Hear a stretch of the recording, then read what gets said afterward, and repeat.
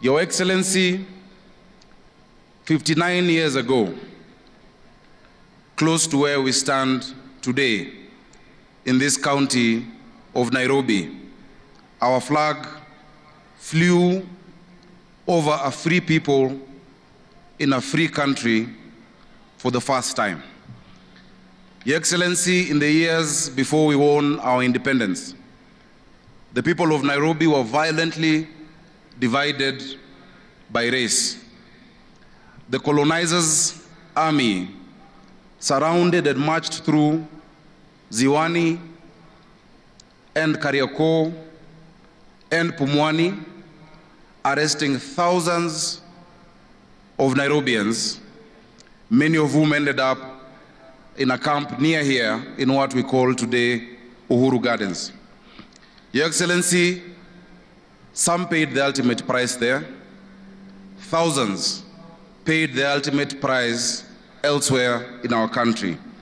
That is the darkness from which our heroes of our independence delivered us from. Your Excellency, our freedom was bought by blood, and we should never forget that. We can never repay the debt that we owe to those who fought and died for our independence, but as responsible heirs, we can do three things. One, Your Excellency, we can remember and keep alive the memory of the sacrifice that they made to us. That is why we're here, to remember, to commemorate, and to make sure that we hand down that memory to our young people and our children for tomorrow.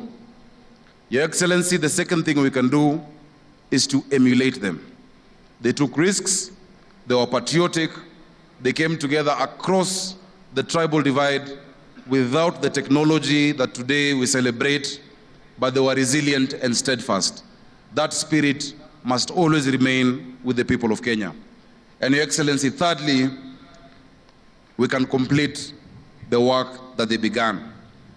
They laid the foundation that we must build on, and we must build a house that is worthy of the foundation that they built.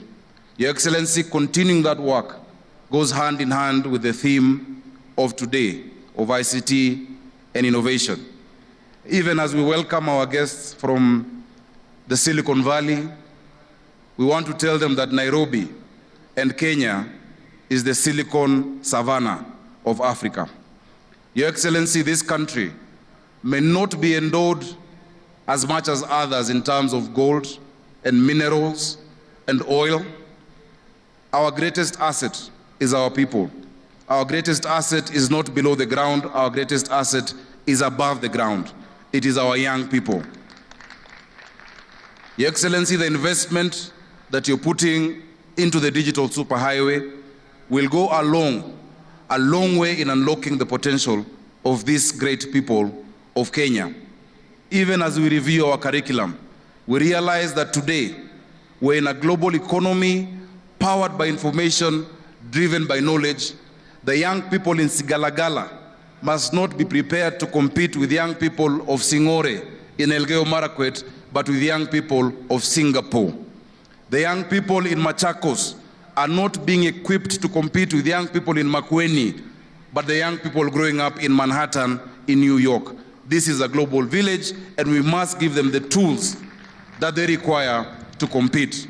Which is why, Your Excellency, and we congratulate you, in less than 100 days you've launched the Hustler Fund.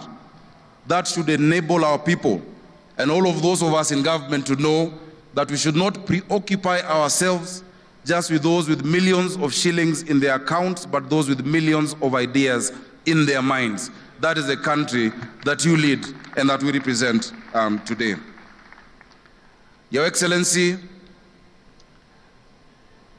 as we complete the work and as we continue the work that was started by those who've been there before us, we must ensure that we live true to their dream of a country self-governed and not a country that goes into disorder and anarchy.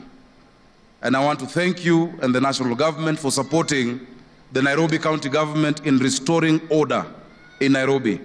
Your Excellency, today our children can sleep peacefully without endless noise from discos and nightclubs. It cannot be that young people cannot sleep because old people are enjoying themselves downstairs.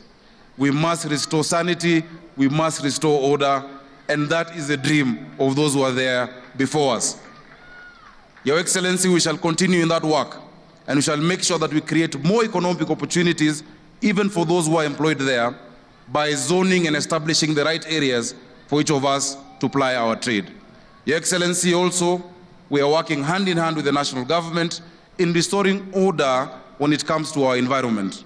We are glad that we've gazetted the Nairobi Rivers Commission that will go a long way in restoring our rivers, not just Nairobi River, but also Mathare River and Ngong River, and making that an economic frontier for a clean city, a city of order, a city of dignity, a city of hope, and a city of opportunities. Your Excellency, in addition to that, we are working hand in hand with the Kenya Forest Services to begin a tree planting program throughout the county of Nairobi so that we can green our environment and engage our young people in restoring the environment that was bestowed to us. The environment that we find, Your Excellency, is not a gift that we give to generations that come, but it's something that we've borrowed from them. Today, we enjoy shades from trees that are planted by many who do not see them coming up. Let us provide that for generations to come. Finally, Your Excellency, as Governor of Nairobi, I want to offer you and the people of Kenya an early Christmas gift. You have seen the great creativity that has been displayed here. You have seen our arts, our ICT, you have seen our musicians. We want to welcome you to the first ever Nairobi Festival that begins today at Uhuru Park, that has been newly refurbished. There we're celebrating our arts, we're celebrating our culture. Our creative economy has the potential of being a mega employer. If you look at Nigeria, Nollywood is the second biggest employer after agriculture. We have that in us. Our young people have talent. We are showcasing 16 films from today and documentaries shot by young people in Nairobi over this week period. And Your Excellency will also enjoy the food and the vibe of Nairobi County. We want to welcome you, Your Excellency.